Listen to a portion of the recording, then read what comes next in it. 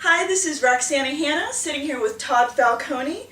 Todd Falcone was kind enough to share his time with us today up here in Seattle where he lives, and we had our first Seattle Meetup, our MLSP Seattle Meetup, and Todd came and joined us and talked to all of the people who were there today. Will you tell us how you got started, quickly? You've been in it forever. You've been in it forever. What happened? Just quickly, what happened? What changes have you seen? And you're still so active. Very prominent. So. I got started 21 years ago in network marketing. Makes me sound really old when I say that, but got started essentially right out of college. I was going to through career fair and got a phone call out of the blue from somebody. I thought I was going to a job interview, and I ended up getting introduced to a business opportunity. It was the first time I'd ever even heard of being an entrepreneur, business opportunities, and I saw two things. I saw 10 grand a month and no boss, and I was just like, I'm in, because I immediately was comparing that to what I was being offered in a job, and have been in ever since. I made a decision when I first got started in network marketing that I was going to do it and not treat it like a hobby, and I've it's not like I knocked it out of the park right away. In fact, the first probably 18 months to 2 years, I was struggling pretty heavily and not making much money, but I just, I wasn't going to quit. I wasn't going to give up. I saw people making money, and I knew that it was possible, and it was just a matter of time when it was going to finally happen for me. So, and I'm still very active today. I've been, essentially in network marketing now for 20 years. I now teach and train on the subject and having a blast doing it. When did you switch from, say, being a recruiter to a trainer? What's like your timeline, your process? Well, that's an interesting question. If you had asked me 8 years ago, are you going to be a speaker and a trainer and travel around and teach people on the subject of network marketing, I would have said no. I was a network marketer. I still am a network marketer. It's all I've done for 20 years. I'm not a trained trainer. I'm a guy that's been involved in network marketing for a long time. And essentially what happened is I had a company I spent 11 years with go out of business.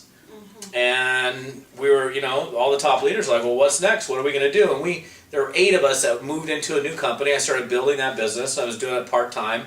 And at the same time, I was getting phone calls from people saying, hey, will you come and do a conference call for our group? Will you come and do a training or speak to our group? And I was like, what do you want me to talk to them about? They're like, about how you recruit. Because, I made a reputation for myself as somebody who was a builder and somebody who produced and recruited people. And it was funny because it was never my intention. Now it's what I spend most of my time doing. So that first speaking gig led into another speaking gig and led into another conference call. And now probably 40 weeks a year I'm on the road doing seminars. I do conference calls every week for different network marketing companies and distributor organizations, and having a blast doing it.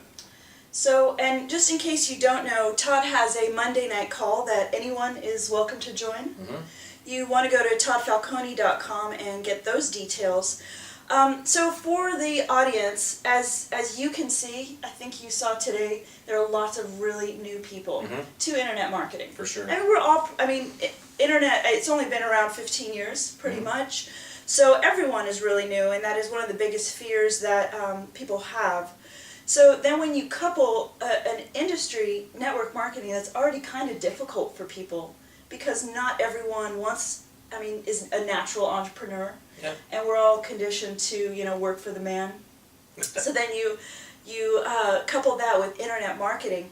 For the transition for you of going from, picking up the phone, which, maybe you still do, I don't know, but how has your career transitioned into the internet world? And what's that been like? I think that's the greatest question you could ask me. When I started in network marketing 20 years ago, the internet didn't exist. Computers barely existed with green lettering and a black background and DOS or whatever it was. That's right. And I remember going through college and I couldn't even. I don't even think I knew. I didn't even have a computer going through college. So word processors. Yeah, exactly, and typewriters. So the internet has. Here along comes the internet and AOL and chatting online and email, and it's like I remember when nobody had an email address. Now, obviously, everybody has an email address. Things have, technology is always changing, but the basics of what network marketing is all about, I don't really believe has changed at all. It's a business of people sharing a great product or service with another person and they either sign up as a customer or sign up as a customer or a distributor, and that process is perpetuated.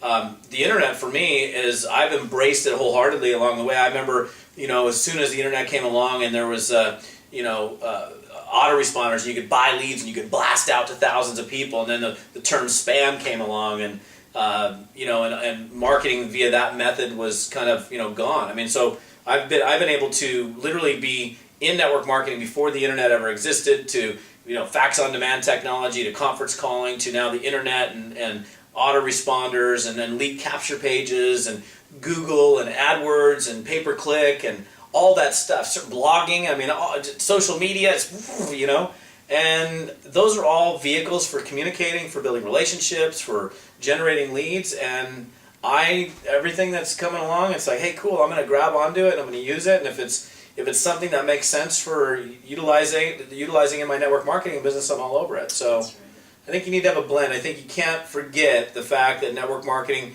is a people business. And I'll tell you this, I was on a cruise a couple weeks ago with it was all internet marketers. And there was one guy on there who is really good at recruiting people online. But he said to me, he said, you know what, he goes, I know that what I'm doing is absolutely not duplicatable, not at all. I mean, he is like one in a bazillion people where he does all this online marketing and never makes a phone call. But all the other guys that were in this group, when we were having discussions, the people that not only combined the internet marketing, but they also picked up the phone and they called their prospects and they engaged and they interacted, those are the people that produce the biggest results, period. So I love it. It's fun. The technology's cool and ever-changing. It's good to see you doing it, because I know a lot of top leaders who don't go into the internet. They're just like, no, we don't, and companies don't either. For sure, and that's a choice. I mean, you can build without the internet. You can build with it. You can blend the two. I mean, it's totally up to you. I certainly know big leaders who don't even do anything on the internet. Right. And then I know big leaders that do a whole lot on the internet, and some who blend the two. And it's just a matter of, what you feel like you want to do. I mean, bottom line is, it's about building an organization. If we're talking about network marketing, it's about building a distributor organization of human beings that are moving whatever product or service it is to end users. How that's built, totally up to the individual. Right. Yeah. And then on a final note, we're all about branding yourself online. Yeah.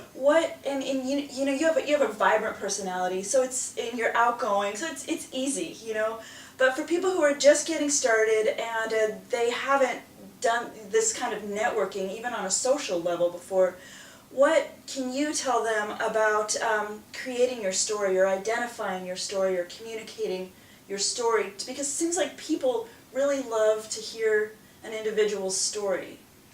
Yeah, I think that's a great question, and what people see today in me is not what I was 10 years ago or 15 or 20 years ago.